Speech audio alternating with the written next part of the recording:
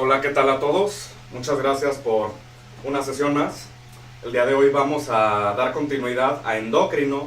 Nos quedamos con endocrino, como ustedes lo recuerdan. No obstante, hemos estado un poco ausentes. De antemano, una disculpa por eso. Vamos a tratar de dar más continuidad. El día de hoy vamos a hablar sobre el abordaje clínico del hipotiroidismo, ¿correcto? Podemos definirla como aquella entidad en la que disfunciona la glándula tiroides o bien sus hormonas respectivas, ¿correcto? Las hormonas tiroideas. Y que por tal se merma su actividad biológica. Vamos a hablar sobre etiología. Aquí tenemos, por ejemplo, la clasificación, las clasificaciones principales y sus etiologías. Vamos a hablar también sobre la clínica, diagnóstico, tratamiento, criterios de remisión, metas y demás. Y pues bueno, como siempre, generalidades, ¿verdad? Hay que recordar que no obstante generalidades, guías clínicas y demás, en medicina nada es absoluto. Muy bien. Tenemos primero el hipotiroidismo primario. Muy bien. Cabe mencionar epidemiológicamente que se trata de más del 95% de los casos esta clasificación, ¿correcto? Su denominación o su clasificación hace referencia a que el órgano primario, en este caso la tiroides, es la que se encuentra afectada. Muy bien, valga la redundancia. Aquí tenemos las etiologías de dicha entidad, del hipotiroidismo primario. Cabe mencionar que de este 95% de casos de hipotiroidismo primario, que corresponde al porcentaje de los casos totales de hipotiroidismo, la tiroiditis de Hashimoto, cuya etiología es autoinmune, ahorita vamos a hablar de la fisiopatología, es la primer causa, ¿correcto? Esto en mayor parte de Occidente y particularmente en México, donde, pues bueno, la deficiencia de yodo, que es la segunda causa del hipotiroidismo primario, aquí por cuestiones de que la sal está yodada y demás, pues ya no se ve mucho. Aquellas situaciones en que la yodopenia o la deficiencia de yodo es la causante del hipotiroidismo, es en aquellos países o zonas donde hay déficit de yodo directamente de la dieta, ¿correcto? Entonces, para quedarnos con este dato, la tiroiditis de Hashimoto es la primera causa, ¿correcto? De etiología autoinmune, para que no se nos olvide. Seguimos con la deficiencia de yodo, como ya dijimos.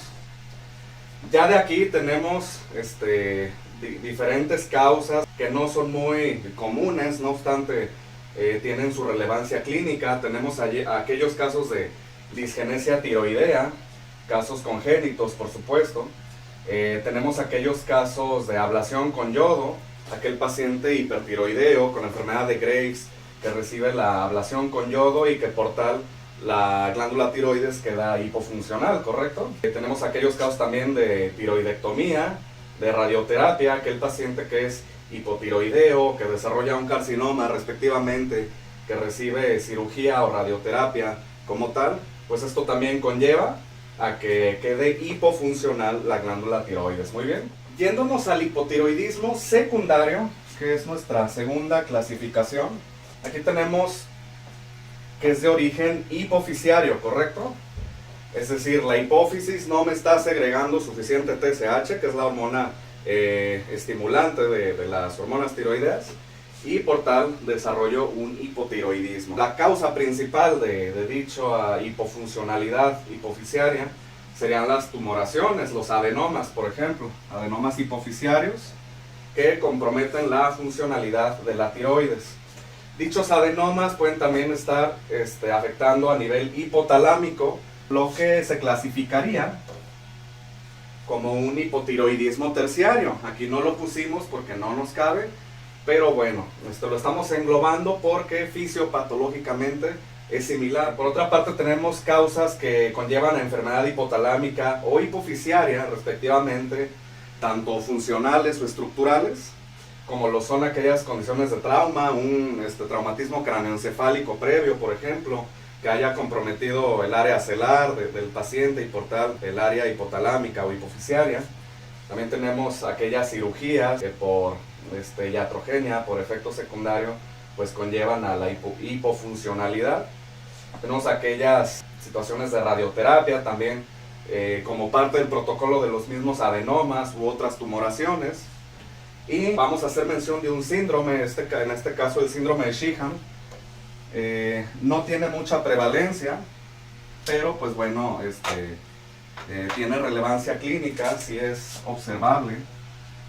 Es aquella condición en que la mujer posparto, por la hipovolemia que desarrolla a causa de una hemorragia, pues desarrolla una isquemia hipofisiaria, ¿correcto?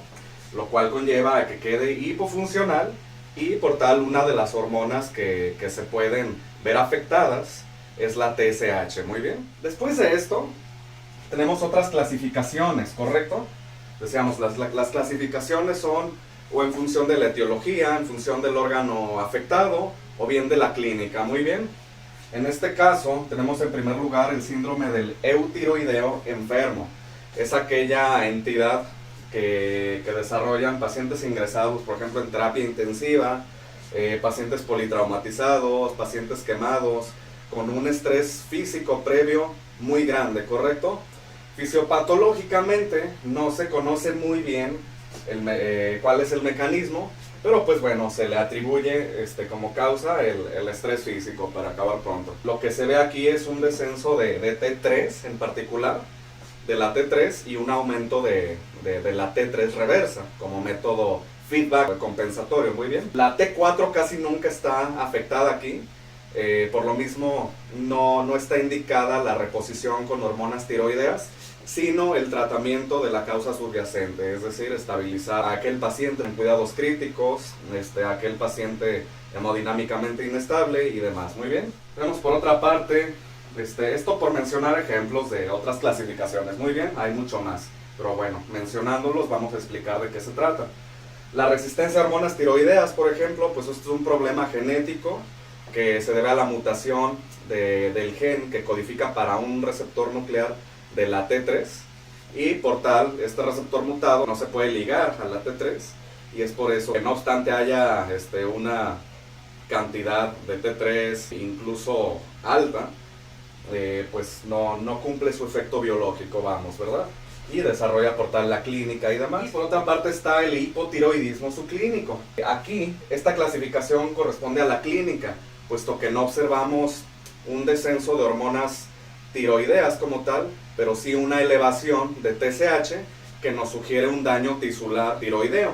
Casi siempre es por tiroiditis de Hashimoto. Volvemos a la causa principal del hipotiroidismo primario. No obstante, no se va a clasificar como hipotiroidismo primario, ¿correcto? Ya que las hormonas tiroideas no están bajas, reiteramos, pero sí empieza a haber un daño tisular y de principio no requiere un tratamiento, ¿correcto? Ya al último del video vamos a explicar cuáles son los criterios de inclusión para brindarle tratamiento al paciente con hipotiroidismo subclínico. Muy bien.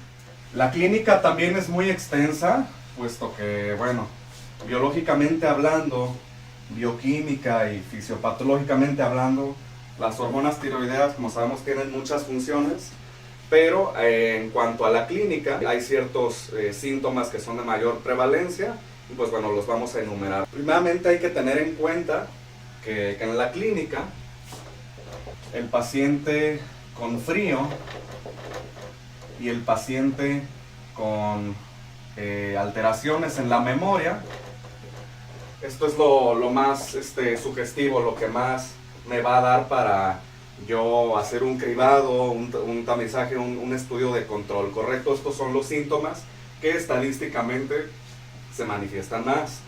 Ya de aquí se desglosan los demás que son propios y muy relevantes también, propio de la clínica hipotiroidea.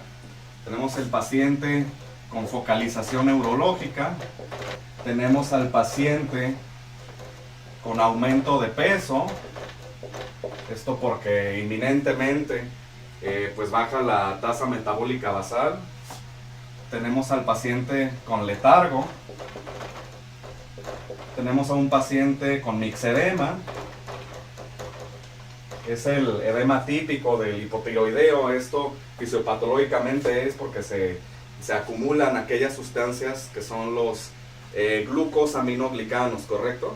Esto vale la pena aprendérselo. El mixedema lo vamos a distinguir de la fobia común y corriente porque aquí al momento de yo puncionar no va a haber una depresión tisular, ¿correcto? Entonces de esta manera vamos a diferenciar la fobia común y corriente y el mixedema. Muy bien, vamos a tener a un paciente con síndrome del túnel carpiano. Vamos a tener a un paciente con alteraciones cardiovasculares, hemodinámicas, un paciente hipotenso, un paciente bradicárdico.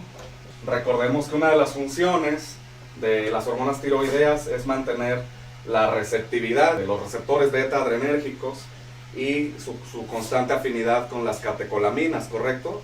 Por tal, a nivel simpático, pues va a haber un declive, ¿correcto? Es por eso que tenemos esta clínica. El diagnóstico va a ser en función a la clínica, que me va a dar, digamos, el diagnóstico presuntivo, más allá del historial. Ahorita vamos a hablar de los factores de riesgo que nos van a ayudar a complementar el historial. Y también nos vamos a basar en los estudios paraclínicos. Muy bien. Primeramente vamos a solicitar perfil tiroideo, ¿correcto? Que corresponde de TSH, de T3 y de T4, ¿correcto? Siendo la TSH el biomarcador más importante, ¿correcto? Ya cuando, es decir, la T3, la T4 nos van a servir para diferenciar el tipo de hipotiroidismo que estamos enfrentándonos, ¿correcto? Pero cabe tener en cuenta que es la TSH la de mayor fiabilidad, ¿correcto? Por otra parte, vamos a solicitar estudio de anticuerpos antiperoxidasa tiroidea, ¿correcto? Esto para descartar que sea algún tipo de autoinmunidad, como en la tiroiditis de Hashimoto, decíamos. También vamos a solicitar anticuerpos anti-TGO, ¿correcto? Que son aquellos que son antitiroglobulina, es decir, la proteína precursora de la T4 y posteriormente de la T3, ¿correcto? Y vamos a apoyarnos en ecosonograma. Únicamente está justificado cuando hay presencia de nódulos o bocio, ¿correcto? Ya con esto yo voy a hacer mi diagnóstico confirmativo, muy bien, teniendo la clínica con su respectiva anamnesis e historial y los estudios, ¿correcto? Como dijimos, es la TSH mayor fiabilidad. Como dijimos, T3 y T4 nos van a servir para saber identificar, por ejemplo, si es hipotiroidismo primario, donde la TSH está elevada y las hormonas tiroideas están bajas. En el secundario, la TSH puede estar baja generalmente, y por tal la T3 y la T4, como no hay una estimulación correcta, van a estar bajas también. Es meramente por lo que se pide completo. Muy bien, vamos a agregar los valores de TSH para darnos una perspectiva clínica más completa. Los valores normales, de acuerdo al consenso aquí en México y de acuerdo a la guía clínica vigente, esta la voy a anexar aquí en la bibliografía posteriormente al video, van de los 0.45 a 4.5 miliunidades por litro, ¿correcto? Este es el parámetro estándar de TSH, muy bien, del cual yo me voy a fiar para hacer mi diagnóstico, muy bien. Se han descrito en aquellos pacientes mayores de 65 años o de 80 años respectivamente, cifras permitidas hasta de 5.9 hasta de 7.6, ¿correcto? De igual forma, miliunidades por litro, muy bien. Es decir, si yo tengo un paciente de 80 años con niveles de TSH de 6, por ejemplo, que si bien ya excedieron el estándar, pero no excedieron el parámetro permitido, que es una elevación fisiológicamente permitida para ese grupo etario, pues yo no voy a hacer mi diagnóstico de hipotiroidismo, salvo que estén alteradas las hormonas tiroideas como tal, ¿correcto? Entonces vale la pena hacer esa inclusión, muy bien. Por otra parte, hay que saber que las mujeres embarazadas van cambiando sus niveles de TSH dependiendo del trimestre que se encuentren de gestación, ¿correcto? Tiende a bajar. Entonces, si yo tengo una mujer embarazada con TSH por ejemplo, de menos de 0.45, pues hay que ver primero la funcionalidad también o los niveles séricos de T3 o de T4 antes de hacer el diagnóstico de hipotiroidismo. Muy bien. Muy bien. Vamos a pasar a los factores de riesgo, que estos también, no obstante, están estandarizados en guías clínicas más generalizadas. Estos los obtuve de una actualización del Instituto Mexicano del Seguro Social. También voy a anexar dicho link como parte de la bibliografía para que ustedes mismos lo consulten, ¿correcto? Como factores de riesgo generalizados para que un paciente pueda desarrollar hipotiroidismo, primeramente vamos a tener a un paciente con historial de enfermedad tiroidea, ¿correcto? Ya sea propia o familiar. Por otra parte, vamos a tener aquel paciente con historial de enfermedad endocrina, de origen autoinmune. Asimismo, aquella enfermedad autoinmune general, ¿correcto? No necesariamente endocrina. Otro grupo de riesgo, pues es la mujer en posparto. Otro grupo de riesgo serían aquellos pacientes medicados con fármacos que son potencialmente tirotóxicos, como lo es el caso de el litio o la amiodarona, ¿correcto? Estos dos destacan ante todos los demás. Y tenemos también el tabaquismo y otras toxicomanías. Es decir, para yo complementar mi historia clínica, mi anamnesis, yo tengo que descartar todo esto para darme una mejor perspectiva clínica. Muy bien. Siendo así, vamos a pasar ahora sí al tratamiento y a las metas, ¿correcto? Vamos a borrar. El tratamiento va a consistir, independientemente de la etiología, en levotiroxina. Muy bien. Y ahora, no es otra cosa más que T4. Muy bien. La levotiroxina la vamos a calcular a una dosis de 1.6 microgramos a 1.8 por kilogramo de peso. Muy bien. Esto en adultos sin comorbilidades, sin factores de riesgo cardiovascular y en adultos menores de 65 años, ¿correcto? En aquellos pacientes que sí tienen factores de riesgo cardiovascular o que son mayores de 65 años, vamos a calcular una dosis estándar de 12.5 microgramos a 25 microgramos por día, ¿correcto? Es decir, aquí ya no vamos a calcular nada, sino que aquí lo vamos a estandarizar. Muy bien. ¿Cuál es la meta con el tratamiento? Independientemente de T3 y T4, va a ser que la TSH esté normal, ¿correcto?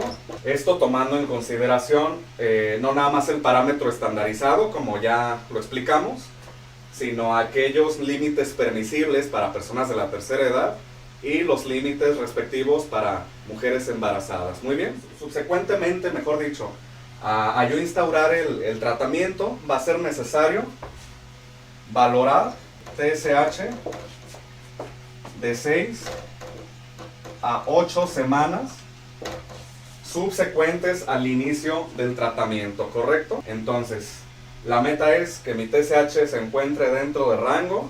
Una vez yo inicio tratamiento, voy a valorar TSH de 6 a 8 semanas subsecuentes y a partir de si está normal o no, pues yo voy a ir ajustando la dosis de acuerdo a mi juicio clínico y de acuerdo a las guías de práctica. Muy bien. Aquellos criterios de inclusión para dar tratamiento a los pacientes con hipotiroidismo subclínico. Muy bien.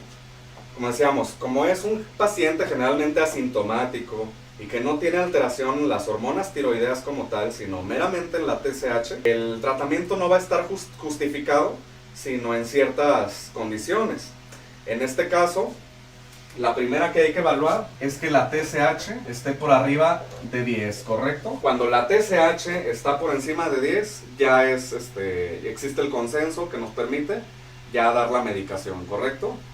Por otra parte, aquel paciente que sea sintomático, como ya lo dijimos, un paciente con letargo, un paciente con alteraciones de la memoria, con frío, con un aumento de peso súbito, también va a estar justificado que sea candidato al tratamiento. Muy bien. Por otra parte, pacientes con riesgo cardiovascular, muy bien.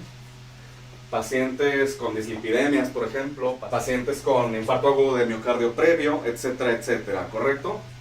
También está justificado en mujeres embarazadas, importantísimo, o que deseen embarazarse, ¿correcto? Está justificado en pacientes con infertilidad y en pacientes que, independientemente de todo lo demás, arrojen anticuerpos antitiroideos positivos, ¿correcto?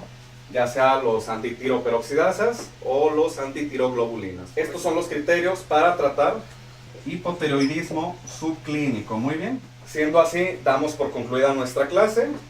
Como reitero, vamos a anexar parte de la bibliografía que usamos para dar estos datos mejor, porque como sabemos constantemente está actualizándose. Y pues bueno, quedamos en posterior disposición para responder preguntas, comentarios y demás. Vamos a seguir con endocrino, una clase más, probablemente sea sobre Cushing, a menos de que su petición sea otra, pues también lo podemos trabajar. Muy bien. De antemano, muchas gracias, todo un honor, una gran satisfacción como siempre, y nos vemos en la siguiente clase. Hasta la próxima.